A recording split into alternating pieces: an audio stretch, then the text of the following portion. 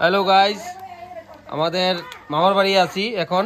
আমাদের মামার বাড়িতে খুব আমরা আনন্দ ফুর্তি করতেছি, বোন টোন সবাই আছে। এই যে প্রিয়াঙ্কা ডেলি ব্লগ, এই যে আমাদের মামার বাড়িতে মামা মাসি সবাই মিলে এক লগে আছি। অনেক দিন পর এমন ভাবে আমরা আনন্দ করতে আছি। এই আনন্দটা প্রায় 10 বছর আগে এমন আসলে মামাতো ভাই, মুসাতো ভাই, বোন সবাই মিললে এত আনন্দ। তো কালকে মামার বাড়ি রাম ঠাকুরের অনুষ্ঠান গেছে, তো আজকে আমরা সবাই একসাথে সবাই কত মানুষ, আমরা সব নিজেদের মানুষ, মানে খুবই ভালো লাগতেছে। মাসি তারা 3 বোন, আমরা 3 বোন। আর এটা হচ্ছে আমরা বাবার মার দিক দিয়ে সবচেয়ে বাড়ির বড় বউ, মানে আমরা বৌদি। এটা বড় বউ, এটা সেকেন্ড বউ, যে থালা দিতে আছে। 7 নম্বর বউটা কই? আমরা মানে 4টা বউ আছে, আরো 5টা বাকি আছে।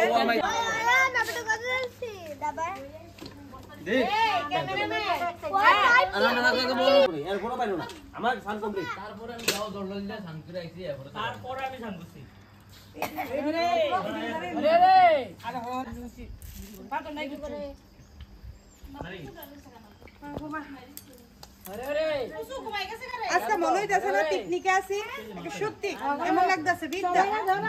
রামু একটা ডিজাইন আছে না সুন্দরা, সবাই ধরো, ক্যামেরা যাতে না ধরে। হ্যাঁ এই লাগা দিলে স্যার। আরে হ্যাঁ এবার পরীক্ষা লেগে কালি বুঝা হইছে।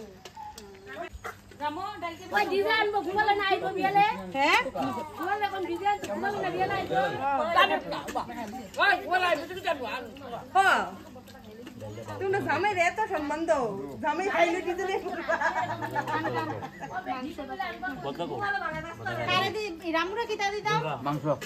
আমরা সবাই ভাতটাত খায়া ভাতটাত দিয়ে তখন আইসি বনের মধ্যে, শুধু রেস্ট করতাম। মামার বাড়ির কাছেই বন আছে, মানে রাবার বাগান আছে। তো আমরা সব সময় এই বনের মধ্যে আয়া খেলাধুলা করতাম। যখন আমরা ছোট ছিলাম, ওইদিকে একটা বন আছে, আমি দেখাই দিই। এটা বন না, আমি ভুলে বন করছি, মানে রাবার বাগান। তো ওই যেন তোমরা যে ডবা জায়গাটা দেখতে পাইতেছ, ওইটার মধ্যে আগে আমরা খেলতাম, গাছে উঠতাম, তারপর লুকালুকি খেলতাম, চুর ডাকাতি খেলতাম। এইদিকে বাড়ি ঘর আর একটা সাইডে রাবার বাগান। সত্যি কথা কইতে মানে এবার খুব আনন্দ হয়েছে মামার বাড়ির। তো বিগত 10-12 বছর আগে এত আনন্দ করতাম আমরা।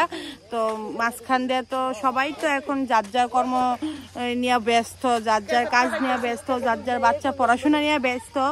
এবার চৈত্র মাসে অনুষ্ঠান করণে, রাম ঠাকুরের অনুষ্ঠান করণে। আর ছোট মামা প্ল্যান করেই করছে যে চৈত্র মাসে পরীক্ষা থাকতো না কারোর, অনুষ্ঠান করলে সবাই আইতে পারবো। হ্যাঁ একদম সবাই আইছে, এত আনন্দ হয়েছে, মানে একটা পিকনিক পিকনিক ভাব।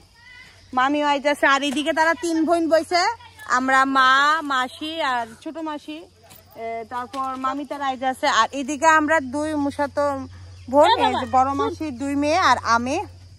আর এর ফাঁকে আমার বড় আয়া বললো, এই আয় ওইদিকে।